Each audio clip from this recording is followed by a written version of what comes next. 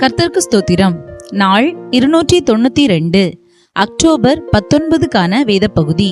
மத்தேயு 23 முதல் 25 வரை. அதிகாரம் 23. பின்பு இயேசு ஜனங்களையும் தம்முடைய சீஷர்களையும் நோக்கி, வேதபாரகரும் பரிசேயரும் மோசேயினுடைய ஆசனத்தில் உட்கார்ந்திருக்கிறார்கள். ஆகையால் நீங்கள் கைக்கொள்ளும்படி அவர்கள் உங்களுக்கு சொல்லுகிற யாவையும் கைக்கொண்டு செய்யுங்கள். அவர்கள் செய்கையின்படியோ செய்யாதிருங்கள். ஏனெனில் அவர்கள் சொல்லுகிறார்கள், சொல்லியும் செய்யாதிருக்கிறார்கள். சுமப்பதற்கரிய பாரமான சுமைகளை கட்டி மனுஷர் தோள்களின் மேல் சுமத்துகிறார்கள். தாங்களோ ஒரு விரலினாலும் அவைகளை தொடமாட்டார்கள். தங்கள் கிரியைகளை எல்லாம் மனுஷர் காண வேண்டுமென்று செய்கிறார்கள். தங்கள் காப்பு நாடாக்களை அகலமாக்கி தங்கள் வஸ்திரங்களின் தொங்கல்களை பெரிதாக்கி விருந்துகளில் முதன்மையான இடங்களையும் ஜெப ஆலயங்களில் முதன்மையான ஆசனங்களையும் சந்தை வெளிகளில் வந்தனங்களையும் மனுஷரால் ரபி ரபி என்று அழைக்கப்படுவதையும் விரும்புகிறார்கள். நீங்களோ ரபி என்று அழைக்கப்படாதிருங்கள். கிறிஸ்து ஒருவரே உங்களுக்கு போதகராயிருக்கிறார். நீங்கள் எல்லாரும் சகோதரராயிருக்கிறீர்கள். பூமியிலே ஒருவனையும் உங்கள் பிதா என்று சொல்லாதிருங்கள். பரலோகத்தில் இருக்கிற ஒருவரே உங்களுக்கு பிதாவாயிருக்கிறார். நீங்கள் குருக்கள் என்றும் அழைக்கப்படாதிருங்கள். கிறிஸ்து ஒருவரே உங்களுக்கு குருவாயிருக்கிறார். உங்களில் பெரியவனாயிருக்கிறவன் உங்களுக்கு ஊழியக்காரனாய் இருக்க கடவன். தன்னை உயர்த்துகிறவன் தாழ்த்தப்படுவான், தன்னை தாழ்த்துகிறவன் உயர்த்தப்படுவான். மாயக்காரராகிய வேதபாரகரே பரிசேயரே, உங்களுக்கு ஐயோ! மனுஷர் பிரவேசியாதபடி பரலோக ராஜ்யத்தை பூட்டி போடுகிறீர்கள். நீங்கள் அதில் பிரவேசிக்கிறதுமில்லை, பிரவேசிக்க போகிறவர்களை பிரவேசிக்க விடுகிறதுமில்லை. மாயக்காரராகிய வேதபாரகரே பரிசேயரே, உங்களுக்கு ஐயோ! பார்வைக்காக நீண்ட ஜெபம் பண்ணி விதவைகளின் வீடுகளை பட்சித்து போடுகிறீர்கள். இது நிமித்தம் அதிக ஆக்கினையை அடைவீர்கள். மாயக்காரராகிய வேதபாரகரே பரிசேயரே, உங்களுக்கு ஐயோ! ஒருவனை உங்கள் மார்க்கத்தான் ஆக்கும்படி சமுத்திரத்தையும் பூமியையும் சுற்றி திரிகிறீர்கள். அவன் உங்கள் மார்க்கத்தான் ஆனபோது அவனை உங்களிலும் இரட்டிப்பாய் நரகத்தின் மகனாக்குகிறீர்கள். குருடரான வழிகாட்டிகளே, உங்களுக்கு ஐயோ! எவனாகிலும் தேவாலயத்தின் பேரில் சத்தியம் பண்ணினால் அதனால் ஒன்றுமில்லை என்றும், எவனாகிலும் தேவாலயத்தின் பொன்னின் பேரில் சத்தியம் பண்ணினால் அவன் கடனாளி என்றும் சொல்லுகிறீர்கள். மதிக்கேடரே, குருடரே, எது முக்கியம்? பொன்னோ, பொன்னை பரிசுத்தமாக்குகிற தேவாலயமோ? மேலும் எவனாகிலும் பலிபீடத்தின் பேரில் சத்தியம் பண்ணினால் அதனால் ஒன்றுமில்லை என்றும், எவனாகிலும் அதின் மேல் இருக்கிற காணிக்கையின் பேரில் சத்தியம் பண்ணினால் அவன் கடனாளி என்றும் சொல்லுகிறீர்கள். மதிகேடரே, குருடரே, எது முக்கியம்? காணிக்கையோ, காணிக்கையை பரிசுத்தமாக்குகிற பலிபீடமோ? ஆகையால் பலிபீடத்தின் பேரில் சத்தியம் பண்ணுகிறவன் அதின் பேரிலும் அதின் மேலுள்ள எல்லாவற்றின் பேரிலும் சத்தியம் பண்ணுகிறான். தேவாலயத்தின் பேரில் சத்தியம் பண்ணுகிறவன் அதின் பேரிலும் அதில் வாசமாய் இருக்கிறவர் பேரிலும் சத்தியம் பண்ணுகிறான். வானத்தின் பேரில் சத்தியம் பண்ணுகிறவன் தேவனுடைய சிங்காசனத்தின் பேரிலும் அதில் வீற்றிருக்கிறவர் பேரிலும் சத்தியம் பண்ணுகிறான். மாயக்காரராகிய வேதபாரகரே பரிசேயரே, உங்களுக்கு ஐயோ! நீங்கள் ஒத்தலாமிலும் வெந்தயத்திலும் சீரகத்திலும் தசமபாகம் செலுத்தி நியாய பிரமாணத்தில் கற்பித்திருக்கிற விசேஷித்தவைகளாகிய நீதியையும் இரக்கத்தையும் விசுவாசத்தையும் விட்டுவிட்டீர்கள். இவைகளையும் செய்ய வேண்டும், அவைகளையும் விடாதிருக்க வேண்டுமே. குருடரான வழிகாட்டிகளே, கொசு இல்லாதபடி வடிகட்டி ஒட்டகத்தை விழுங்குகிறவர்களாயிருக்கிறீர்கள். மாயக்காரராகிய வேதபாரகரே பரிசேயரே, உங்களுக்கு ஐயோ! போஜன பான பாத்திரங்களின் வெளிப்புறத்தை சுத்தமாக்குகிறீர்கள், உட்புறத்திலோ அவைகள் கொள்ளையினாலும் அநீதத்தினாலும் நிறைந்திருக்கிறது. குருடனான பரிசேயனே, போஜன பான பாத்திரங்களின் வெளிப்புறம் சுத்தமாகும்படி அவைகளின் உட்புறத்தை முதலாவது சுத்தமாக்கு. மாயக்காரராகிய வேதபாரகரே பரிசேயரே, உங்களுக்கு ஐயோ! வெள்ளையடிக்கப்பட்ட கல்லறைகளுக்கு ஒப்பாயிருக்கிறீர்கள். அவைகள் புறம்பே அலங்காரமாய் காணப்படும், உள்ளேயோ மரித்தவர்களின் எலும்புகளினாலும் சகல அசுத்தத்தினாலும் நிறைந்திருக்கும். அப்படியே நீங்களும் மனுஷருக்கு நீதிமான்கள் என்று புறம்பே காணப்படுகிறீர்கள், உள்ளத்திலோ மாயத்தினாலும் அக்கிரமத்தினாலும் நிறைந்திருக்கிறீர்கள். மாயக்காரராகிய வேதபாரகரே பரிசேயரே, உங்களுக்கு ஐயோ! நீங்கள் தீர்க்கதரிசிகளின் கல்லறைகளை கட்டி நீதிமான்களின் சமாதிகளை சிங்காரித்து எங்கள் பிதாக்களின் நாட்களில் இருந்தோமானால் அவர்களோடே நாங்கள் தீர்க்கதரிசிகளின் இரத்த பழிக்கு உடன்பட்டிருக்க மாட்டோம் என்கிறீர்கள். ஆகையால் தீர்க்கதரிசிகளை கொலை செய்தவர்களுக்கு புத்திரராய் இருக்கிறீர்கள் என்று உங்களை குறித்து நீங்களே சாட்சிகளாய் இருக்கிறீர்கள். நீங்களும் உங்கள் பிதாக்களின் அக்கிரம அளவை நிரப்புங்கள். சர்ப்பங்களே, விரியன் பாம்பு குட்டிகளே, நரகாக்கினைக்கு எப்படி தப்பித்துக் கொள்வீர்கள்? ஆகையால் இதோ தீர்க்கதரிசிகளையும் ஞானிகளையும் வேதபாரகரையும் உங்களிடத்தில் அனுப்புகிறேன். அவர்களில் சிலரை கொன்று சிலுவைகளில் அறைவீர்கள். சிலரை உங்கள் ஆலயங்களில் வாரினால் அடித்து ஊருக்கு ஊர் துன்பப்படுத்துவீர்கள். நீதிமானாகிய ஆபேலின் இரத்தம் முதல் தேவாலயத்துக்கும் பலிபீடத்துக்கும் நடுவே நீங்கள் கொலை செய்த பரகியாவின் குமாரனாகிய சகரியாவின் இரத்தம் வரைக்கும் பூமியின் மேல் சிந்தப்பட்ட நீதிமான்களின் இரத்த பழியெல்லாம் உங்கள் மேல் வரும்படியாக இப்படி செய்வீர்கள். இவைகளெல்லாம் இந்த சந்ததியின் மேல் வரும் என்று மெய்யாகவே உங்களுக்கு சொல்லுகிறேன்.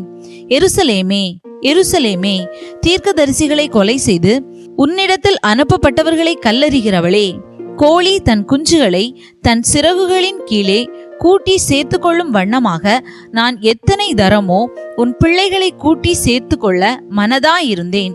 உங்களுக்கோ மனதில்லாமற் போயிற்று. இதோ உங்கள் வீடு உங்களுக்கு பாழாக்கி விடப்படும். கர்த்தருடைய நாமத்தினாலே வருகிறவர் ஸ்தோத்தரிக்கப்பட்டவர் என்று நீங்கள் சொல்லும் அளவும் இது முதல் என்னை காணாதிருப்பீர்கள் என்று உங்களுக்கு சொல்லுகிறேன் என்றார்.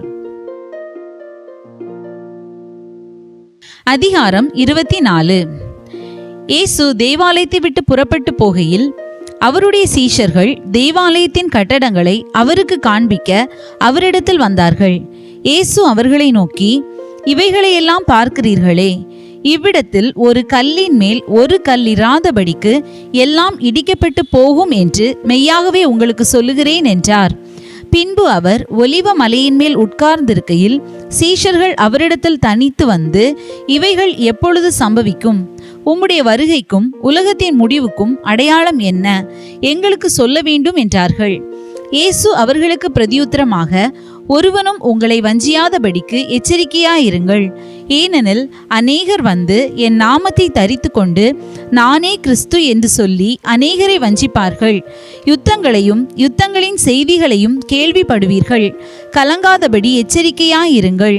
இவைகளெல்லாம் சம்பவிக்க வேண்டியதே, ஆனாலும் முடிவு உடனே வராது. ஜனத்துக்கு விரோதமாய் ஜனமும் ராஜ்யத்துக்கு விரோதமாய் ராஜ்யமும் எழும்பும். பஞ்சங்களும் கொள்ளை நோய்களும் பூமி அதிர்ச்சிகளும் பல இடங்களில் உண்டாகும். இவைகளெல்லாம் வேதனைகளுக்கு ஆரம்பம். அப்பொழுது உங்களை உபத்திரவங்களுக்கு ஒப்பு கொடுத்து உங்களை கொலை செய்வார்கள். என் நாமத்தின் நிமித்தம் நீங்கள் சகல ஜனங்களாலும் பகைக்கப்படுவீர்கள். அப்பொழுது அநேகர் இடரல் அடைந்து ஒருவரை ஒருவர் காட்டி கொடுத்து ஒருவரை ஒருவர் பகைப்பார்கள். அநேகம் கள்ள தீர்க்கதரிசிகளும் எழும்பி அநேகரை வஞ்சிப்பார்கள். அக்கிரமம் மிகுதியாவதினால் அநேகருடைய அன்பு தணிந்து போம். முடிவு பரியந்தம் நிலை நிற்பவனே ரட்சிக்கப்படுவான். ராஜ்யத்தினுடைய இந்த சுவிசேஷம் பூலோகமெங்குமுள்ள சகல ஜாதிகளுக்கும் சாட்சியாக பிரசங்கிக்கப்படும். அப்பொழுது முடிவு வரும். மேலும் பாழாக்குகிற அருவருப்பை குறித்து தானியேல் தீர்க்கதரிசி சொல்லி இருக்கிறானே, வாசிக்கிறவன் சிந்திக்க கடவன். நீங்கள் அதை பரிசுத்த ஸ்தலத்தில் நிற்க காணும்போது யூதேயாவில் இருக்கிறவர்கள் மலைகளுக்கு ஓடிப்போக கடவர்கள். வீட்டின் மேல் இருக்கிறவன் தன் வீட்டிலே எதையாகிலும் எடுப்பதற்கு இறங்காதிருக்க கடவன். வயலில் இருக்கிறவன் தன் வஸ்திரங்களை எடுப்பதற்கு திரும்பாதிருக்க கடவன். அந்நாட்களிலே கர்ப்பவதிகளுக்கும் பால் கொடுக்கிறவர்களுக்கும் ஐயோ! நீங்கள் ஓடி போவது மாரி காலத்திலாவது ஓய்வு நாளிலாவது சம்பவியாதபடிக்கு வேண்டிக் கொள்ளுங்கள். ஏனெனில் உலகம் உண்டானது முதல் இதுவரைக்கும் சம்பவித்திராததும் இனிமேலும் சம்பவியாததுமான மிகுந்த உபத்திரவம் அப்பொழுது உண்டாயிருக்கும். அந்நாட்கள் குறைக்கப்படாதிருந்தால் ஒருவனாகிலும் தப்பிப்போவதில்லை. தெரிந்து கொள்ளப்பட்டவர்களின் நிமித்தமோ அந்த நாட்கள் குறைக்கப்படும். அப்பொழுது இதோ கிறிஸ்து இங்கே இருக்கிறார், அதோ அங்கே இருக்கிறார் என்று எவனாகிலும் சொன்னால் நம்பாதேயுங்கள். ஏனெனில் கள்ள கிறிஸ்துக்களும் கள்ள தீர்க்கதரிசிகளும் எழும்பி கூடுமானால் தெரிந்து கொள்ளப்பட்டவர்களையும் வஞ்சிக்கத்தக்கதாக பெரிய அடையாளங்களையும் அற்புதங்களையும் செய்வார்கள். இதோ முன்னதாக உங்களுக்கு அறிவித்திருக்கிறேன். ஆகையால் அதோ வனாந்திரத்தில் இருக்கிறார் என்று சொல்வார்களானால் புறப்படாதிருங்கள். இதோ அறை வீட்டிற்குள் இருக்கிறார் என்று சொல்வார்களானால் நம்பாதிருங்கள். மின்னல் கிழக்கிலிருந்து தோன்றி மேற்கு வரைக்கும் பிரகாசிக்கிறது போல மனுஷகுமாரனுடைய வருகையும் இருக்கும். பிணம் எங்கேயோ அங்கே கழுகுகள் வந்து கூடும். அந்நாட்களின் உபத்திரவம் முடிந்தவுடனே சூரியன் அந்தகாரப்படும், சந்திரன் ஒளியை கொடாதிருக்கும், நட்சத்திரங்கள் வானத்திலிருந்து விழும், வானத்தின் சத்துவங்கள் அசைக்கப்படும். அப்பொழுது மனுஷகுமாரனுடைய அடையாளம் வானத்தில் காணப்படும். அப்பொழுது மனுஷகுமாரன் வல்லமையோடும் மிகுந்த மகிமையோடும் வானத்தின் மேகங்கள் மேல் வருகிறதை பூமியில் உள்ள சகல கோத்திரத்தாரும் கண்டு புலம்புவார்கள். வலுவாய் துணிக்கும் எக்கால சத்தத்தோடே அவர் தமது தூதர்களை அனுப்புவார். அவர்கள் அவரால் தெரிந்து கொள்ளப்பட்டவர்களை வானத்தின் ஒரு முனை முதற்கொண்டு மறுமுனை மட்டும் 4 திசைகளிலும் இருந்து கூட்டி சேர்ப்பார்கள். அத்திமரத்தினால் ஒரு உவமையை கற்றுக்கொள்ளுங்கள். அதிலே இளங்கிளை தோன்றி துளிர்விடும் போது வசந்த காலம் சமீபமாயிற்று என்று அறிவீர்கள். அப்படியே இவைகளை எல்லாம் நீங்கள் காணும்போது அவர் சமீபமாய் வாசலருகே வந்திருக்கிறார் என்று அறியுங்கள். இவைகளெல்லாம் சம்பவிக்கும் முன்னே இந்த சந்ததி ஒளிந்து போகாதென்று மெய்யாகவே உங்களுக்கு சொல்லுகிறேன். வானமும் பூமியும் ஒளிந்து போம், என் வார்த்தைகளோ ஒளிந்து போவதில்லை. அந்த நாளையும் அந்த நாளிகையையும் என் பிதா ஒருவர் தவிர மற்றொருவனும் அறியான், பரலோகத்தில் உள்ள தூதர்களும் அறியார்கள். நோவாவின் காலத்தில் எப்படி நடந்ததோ அப்படியே மனுஷகுமாரன் வரும் காலத்திலும் நடக்கும். எப்படியெனில், ஜல பிரளயத்துக்கு முன்னான காலத்திலே நோவா பேழைக்குள் பிரவேசிக்கும் நாள் வரைக்கும் ஜனங்கள் புசித்தும் குடித்தும் பெண் கொண்டும் பெண் கொடுத்தும் ஜல பிரளயம் வந்து அனைவரையும் வாரிக்கொண்டு போகும் மட்டும் உணராதிருந்தார்கள். அப்படியே மனுஷகுமாரன் வரும் காலத்திலும் நடக்கும். அப்பொழுது 2 பேர் வயலில் இருப்பார்கள். ஒருவன் ஏற்றுக்கொள்ளப்படுவான், ஒருவன் கைவிடப்படுவான். 2 ஸ்திரீகள் ஏந்திரம் அரைத்து கொண்டிருப்பார்கள். ஒருத்தி ஏற்றுக்கொள்ளப்படுவாள், ஒருத்தி கைவிடப்படுவாள். உங்கள் ஆண்டவர் இன்ன நாளிகையிலே வருவார் என்று நீங்கள் அறியாதிருக்கிறபடியினால் விழித்திருங்கள். திருடன் இன்ன ஜாமத்தில் வருவான் என்று வீட்டெஜமான் அறிந்திருந்தால் அவன் விழித்திருந்து தன் வீட்டை கண்ணமிட ஒட்டான் என்று அறிவீர்கள். நீங்கள் நினையாத நாளிகையிலே மனுஷகுமாரன் வருவார். ஆதலால் நீங்களும் ஆயத்தமாயிருங்கள். ஏற்ற வேளையிலே தன் வேலைக்காரருக்கு போஜனம் கொடுத்து அவர்களை விசாரிக்கும்படி எஜமான் வைத்த உண்மையும் விவேகமும் உள்ள ஊழியக்காரன் யாவன்? எஜமான் வரும்போது அப்படி செய்கிறவனாக காணப்படுகிற ஊழியக்காரனை பாக்கியவான். தன் ஆஸ்திகள் எல்லாவற்றின் மேலும் அவனை விசாரணைக்காரனாக வைப்பான் என்று மெய்யாகவே உங்களுக்கு சொல்லுகிறேன். அந்த ஊழியக்காரனோ பொல்லாதவனாயிருந்து என் ஆண்டவன் வர நாள் செல்லும் என்று தன் உள்ளத்திலே சொல்லிக்கொண்டு தன் உடன் வேலைக்காரரை அடிக்க தொடங்கி வெறியரோடே புசிக்கவும் குடிக்கவும் தலைப்பட்டால் அந்த ஊழியக்காரன் நினையாத நாளிலும் அறியாத நாளிகையிலும் அவனுடைய எஜமான் வந்து அவனை கடினமாய் தண்டித்து மாயக்காரரோடே அவனுக்கு பங்கை நியமிப்பான். அங்கே அழுகையும் பற்கடிப்பும் உண்டாயிருக்கும். அதிகாரம் 25. அப்பொழுது பரலோக ராஜ்யம் தங்கள் தீவட்டிகளை பிடித்து கொண்டு மணவாளனுக்கு எதிர்கொண்டு போக புறப்பட்ட 10 கன்னிகைகளுக்கு ஒப்பாயிருக்கும். அவர்களில் 5 பேர் புத்தியுள்ளவர்களும் 5 பேர் புத்தி இல்லாதவர்களுமாயிருந்தார்கள். புத்தி இல்லாதவர்கள் தங்கள் தீவட்டிகளை எடுத்துக்கொண்டு போனார்கள், எண்ணெயையோ கூட கொண்டு போகவில்லை. புத்தியுள்ளவர்கள் தங்கள் தீவட்டிகளோடும் கூட தங்கள் பாத்திரங்களில் எண்ணெயையும் கொண்டு போனார்கள். மணவாளன் வர தாமதித்த போது அவர்கள் எல்லாரும் நித்திரை மயக்கமடைந்து தூங்கிவிட்டார்கள்.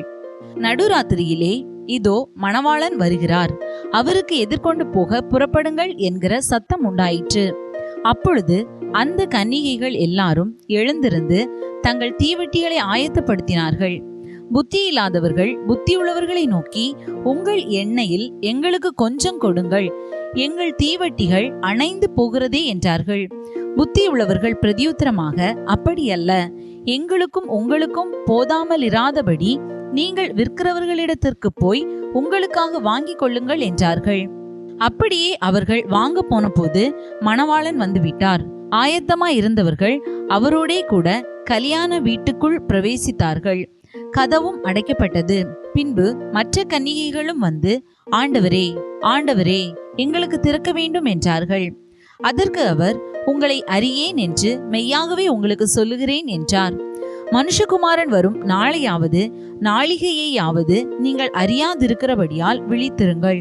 அன்றியும் பரலோக ராஜ்யம் புரதேசத்துக்கு பிரயாணமாய் போகிற ஒரு மனுஷன் தன் ஊழியக்காரரை அழைத்து தன் ஆஸ்திகளை அவர்கள் வசமாய் ஒப்பு கொடுத்தது போல் இருக்கிறது. அவனவனுடைய திறமைக்கு தக்கதாக ஒருவனிடத்தில் 5 தாலந்தும் ஒருவனிடத்தில் 2 தாலந்தும் ஒருவனிடத்தில் 1 தாலந்துமாக கொடுத்து உடனே பிரயாணப்பட்டு போனான். 5 தாலந்தை வாங்கினவன் போய் அவைகளை கொண்டு வியாபாரம் பண்ணி வேறு 5 தாலந்தை சம்பாதித்தான். அப்படியே 2 தாலந்தை வாங்கினவனும் வேறு 2 தாலந்தை சம்பாதித்தான். 1 தாலந்தை வாங்கினவனோ போய் நிலத்தை தோண்டி தன் எஜமானுடைய பணத்தை புதைத்து வைத்தான். வெகு காலமான பின்பு அந்த ஊழியக்காரருடைய எஜமான் திரும்பி வந்து அவர்களிடத்தில் கணக்கு கேட்டான். அப்பொழுது 5 தாலந்தை வாங்கினவன் வேறு 5 தாலந்தை கொண்டு வந்து, ஆண்டவனே, 5 தாலந்தை என்னிடத்தில் ஒப்புவித்தீரே, அவைகளை கொண்டு இதோ வேறு 5 தாலந்தை சம்பாதித்தேன் என்றான். அவனுடைய எஜமான் அவனை நோக்கி, நல்லது, உத்தமமும் உண்மையுமுள்ள ஊழியக்காரனே, கொஞ்சத்திலே உண்மையாயிருந்தாய், அநேகத்தின் மேல் உன்னை அதிகாரியாக வைப்பேன், உன் எஜமானுடைய சந்தோஷத்திற்குள் பிரவேசி என்றான். 2 தாலந்தை வாங்கினவனும் வந்து, ஆண்டவனே, 2 தாலந்தை என்னிடத்தில் ஒப்புவித்தீரே, அவைகளை கொண்டு இதோ வேறு 2 தாலந்தை சம்பாதித்தேன் என்றான். அவனுடைய எஜமான் அவனை நோக்கி, நல்லது, உத்தமமும் உண்மையுமுள்ள ஊழியக்காரனே, கொஞ்சத்திலே உண்மையாயிருந்தாய், அநேகத்தின் மேல் உன்னை அதிகாரியாக வைப்பேன், உன் எஜமானுடைய சந்தோஷத்திற்குள் பிரவேசி என்றான்.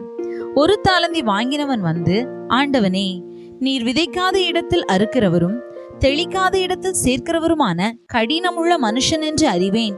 ஆகையால் நான் பயந்து போய் உமது தாலந்தை நிலத்தில் புதைத்து வைத்தேன். இதோ உம்முடையதை வாங்கிக் கொள்ளும் என்றான். அவனுடைய எஜமான் பிரதியுத்தரமாக, பொல்லாதவனும் சோம்பலுமான ஊழியக்காரனே, நான் விதைக்காத இடத்தில் அறுக்கிறவன் என்றும் தெளிக்காத இடத்தில் சேர்க்கிறவன் என்றும் அறிந்திருந்தாயே. அப்படியானால் நீ என் பணத்தை காசுக்காரர் வசத்தில் போட்டு வைக்க வேண்டியதா இருந்தது. அப்பொழுது நான் வந்து என்னுடையதை வட்டியோடே வாங்கிக் கொள்வேனே என்று சொல்லி அவனிடத்தில் இருக்கிற தாலந்தை எடுத்து 10 தாலந்துள்ளவனுக்கு கொடுங்கள். உள்ளவனவனோ அவனுக்கு கொடுக்கப்படும், பரிபூரணமும் அடைவான். இல்லாதவனிடத்திலிருந்து உள்ளதும் எடுத்துக்கொள்ளப்படும். பிரயோஜனமற்ற ஊழியக்காரனாகிய இவனை புறம்பான இருளிலே தள்ளி போடுங்கள், அங்கே அழுகையும் பற்கடிப்பும் உண்டாயிருக்கும் என்றான். அன்றியும் மனுஷகுமாரன் தமது மகிமை பொருந்தினவராய் சகல பரிசுத்த தூதரோடும் கூட வரும்போது தமது மகிமையுள்ள சிங்காசனத்தின் மேல் வீற்றிருப்பார். அப்பொழுது சகல ஜனங்களும் அவருக்கு முன்பாக சேர்க்கப்படுவார்கள். மேய்ப்பனானவன் செம்மறியாடுகளையும் வெள்ளாடுகளையும் வெவ்வேறாக பிரிக்கிறது போல அவர்களை அவர் பிரித்து செம்மறியாடுகளை தமது வலது பக்கத்திலும் வெள்ளாடுகளை தமது இடது பக்கத்திலும் நிறுத்துவார். அப்பொழுது ராஜா தமது வலது பக்கத்தில் நிற்பவர்களை பார்த்து, வாருங்கள், என் பிதாவினால் ஆசீர்வதிக்கப்பட்டவர்களே, உலகம் உண்டானது முதல் உங்களுக்காக ஆயத்தம் பண்ணப்பட்டிருக்கிற ராஜ்யத்தை சுதந்தரித்துக் கொள்ளுங்கள். பசியாயிருந்தேன், எனக்கு போஜனம் கொடுத்தீர்கள். தாகமாயிருந்தேன், என் தாகத்தை தீர்த்தீர்கள். அந்நியனாயிருந்தேன், என்னை சேர்த்து கொண்டீர்கள். வஸ்திரமில்லாதிருந்தேன், எனக்கு வஸ்திரம் கொடுத்தீர்கள். வியாதியாயிருந்தேன், என்னை விசாரிக்க வந்தீர்கள். காவலில் இருந்தேன், என்னை பார்க்க வந்தீர்கள் என்பார். அப்பொழுது நீதிமான்கள் அவருக்கு பிரதியுத்தரமாக, ஆண்டவரே, நாங்கள் எப்பொழுது உம்மை பசியுள்ளவராக கண்டு உமக்கு போஜனம் கொடுத்தோம்? எப்பொழுது உம்மை தாகமுள்ளவராக கண்டு உம்முடைய தாகத்தை தீர்த்தோம்? எப்பொழுது உம்மை அந்நியராக கண்டு உம்மை சேர்த்து கொண்டோம்? எப்பொழுது உம்மை வஸ்திரம் இல்லாதவராக கண்டு உமக்கு வஸ்திரம் கொடுத்தோம்? எப்பொழுது உம்மை வியாதி உள்ளவராகவும் காவலில் இருக்கிறவராகவும் கண்டு உம்மிடத்தில் வந்தோம் என்பார்கள்.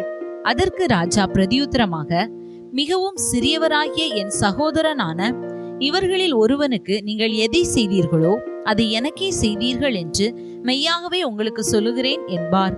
அப்பொழுது இடது பக்கத்தில் நிற்பவர்களை பார்த்து அவர், சபிக்கப்பட்டவர்களே, என்னை விட்டு பிசாசுக்காகவும் அவன் தூதர்களுக்காகவும் ஆயத்தம் பண்ணப்பட்டிருக்கிற நித்திய அக்கினியிலே போங்கள். பசியாயிருந்தேன், நீங்கள் எனக்கு போஜனம் கொடுக்கவில்லை. தாகமாயிருந்தேன், நீங்கள் என் தாகத்தை தீர்க்கவில்லை. அந்நியனாயிருந்தேன், நீங்கள் என்னை சேர்த்து கொள்ளவில்லை. வஸ்திரமில்லாதிருந்தேன், நீங்கள் எனக்கு வஸ்திரம் கொடுக்கவில்லை. வியாதி உள்ளவனாயும் காவலில் அடைக்கப்பட்டவனாயும் இருந்தேன், நீங்கள் என்னை விசாரிக்க வரவில்லை என்பார். அப்பொழுது அவர்களும் அவருக்கு பிரதியுத்தரமாக, ஆண்டவரே, உம்மை பசியுள்ளவராகவும் தாகமுள்ளவராகவும் அந்நியராகவும் வஸ்திரமில்லாதவராகவும் வியாதிப்பட்டவராகவும் காவலில் அடைக்கப்பட்டவராகவும் நாங்கள் எப்பொழுது கண்டு உமக்கு உதவி செய்யாதிருந்தோம் என்பார்கள்.